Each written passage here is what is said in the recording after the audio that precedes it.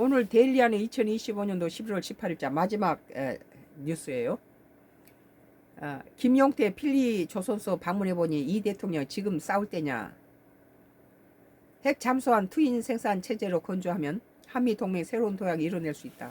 민주당이나 국민힘이냐가 아니라 내가 주장한 것들이 그거잖아요. 지금 나라가 똘똘 뭉쳐야 된다. 민주당이나 민주당이 싫으냐만 있는 상태다. 90년대생 청년 개혁 차세대 리더, 친윤 반탄 법조당으로 대변했던 국민힘당의 당 주류인 친윤계를 기득으로 바라보고 과감한 새 신책을 보였던 이가 김용태 국민의힘 의원이다. 거대 정당의 비상대책위원장이라는 입지 전적을 역할을 맡은 뒤 보수 정치 차세대 리더로서 가능성을 보였다.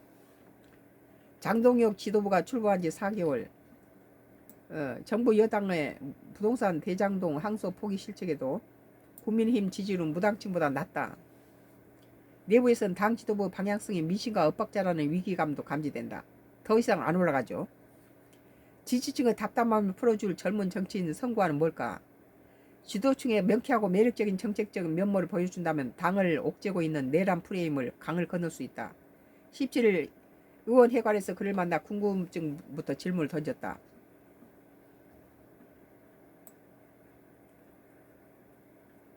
김용태 국민의힘 의원이 이재명 대통령 팩트시트 결과를 발표를 어떻게 봤나. 그러니까 어려웠던 협상이었을 거다. 한미 간 핵 추진 진수함 논의가 테이블 위에 올라왔다는 건 긍정적이다. 그렇죠. 핵 추진 잠수함에 대한 어젠다는 보수 진보 정권이 모두 추진했던 과제이다.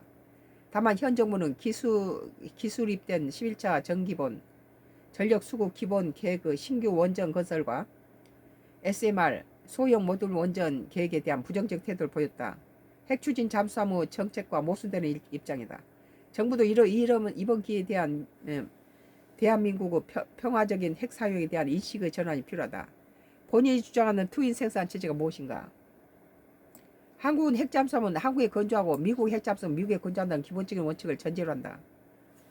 트럼프는 미국에 있는 하나 필리 조선소나 다른 곳에서 대한민국 조선 기업들이 참여해서는 미국의 핵잠수를 건조한다면 한국에서의 핵잠수 건조에 큰 도움이 될 것이고, 이러한 기술 협력은 한미 동맹의 산업적 기반이 되고 그만큼 높은 신뢰를 바탕으로 하는 한미 동맹의 새로운 도약을 이뤄낼 수 있다. 필리 조선소에서만 하면은 미국이 주도권을 갖고 여러 가지 견제를 하겠죠. 이것도 좋은 방법 같아요. 실제 필리 조선소에 방문한 소감은 어떤가? 미국 시설은 노후화, 인력 유출, 투자 부족 등으로 조선 산업 생태계가 열악하다. 하나오션이 2024년 미국 하나 필리 조선소를 인수한 것도 이 때문이다. 미국은 상선이나 전투함에 대한 수요가 굉장히 급증하는데 공급 능력이 굉장히 제한된 상황이다. 필리 조선소를 방문해보니 가로 45m, 세로 330m, 포구 2개의 도구를 사용하고 있었고, 도구 회전율을 높이고 추가적으로 도구를 확보해서 생산성을 빠르게 높일 계획을 갖고 있었다. 임금과 노동 생산성과 함께 고려하면 한국의 5배 이상 차이가 나는데 선박형 AI 자동화 시설을 도입해서 보완한다는 계획이 있었다. 미국 지역사회가 하나 필리 조선소 인수와 운영을 굉장히 고무적으로 보고 있다는 것을 느낄 수 있었다. 우리 한국이 조선소를 하면 좋죠. 저것들이.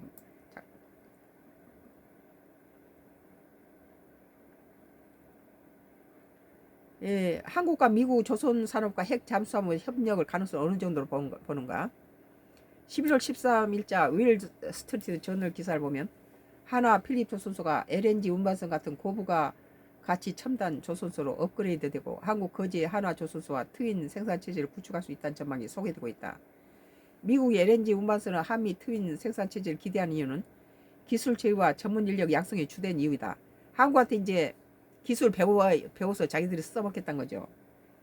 이 모델 핵 잠수함에 적용하면 된다고 생각한다. 다만 상선과 군함, 더군다나 핵 잠수함의 경우는 매우 수준 높은 한미 간 신뢰가 요구된다. 다만 핵 잠수함의 문제를 협의해 나갈 때 향후 한국 핵 잠수함의 작전 범위나 성격에 대해서는 신중할 필요가 있다고 생각한다.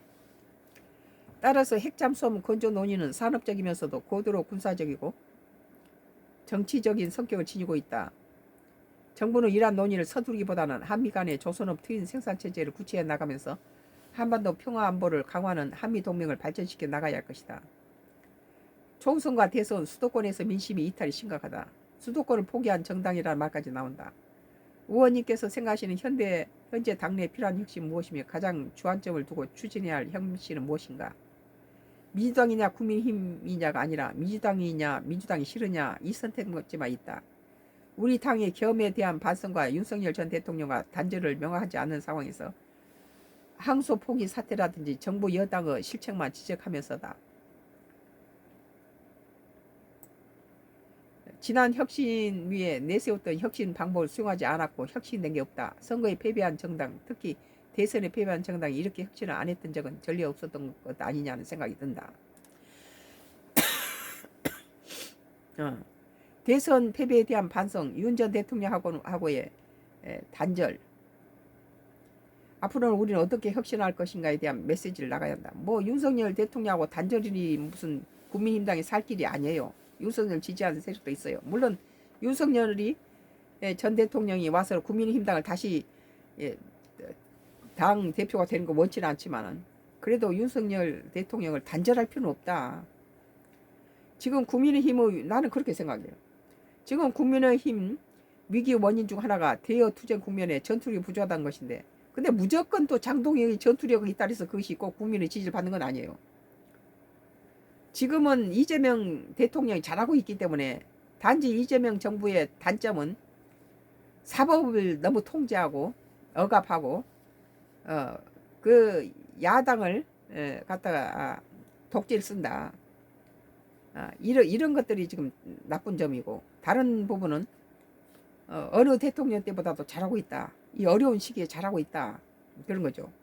12월 3일 윤 전 대통령이 계엄을 선포한 지 1년이 된다. 보수당이 명백하게 계엄과 윤 전 대통령의 잘못을 비판하고 자유민주주의 민주공화국 가치를 수호한다는 입장을 천명해야 한다. 물론 지금 지도 체제에서 중도 확장에 대한 고민도 있을 거고 나름대로 로드맵이 있겠지만 나는 이 12월 3일을 지나면 국민한테 우리가 소구하고 있는 시간이 굉장히 줄어들 것이라는 생각이 든다. 시간이 많이 남지 않았다. 후보들이 과연 우리 지도가 지원 유세로 오는 것을 선거에 도움이 된다고 생각할지 아닐지 냉정하게 판단해야 할 시점이다. 썬가 크로스 나의 정치 코멘트를 여기서 끝내겠습니다. 아주 철저하게 이 Y기업의 장형 그 나쁜 자식이 이렇게 돈을 줘서 이 짓을 시키는 거예요.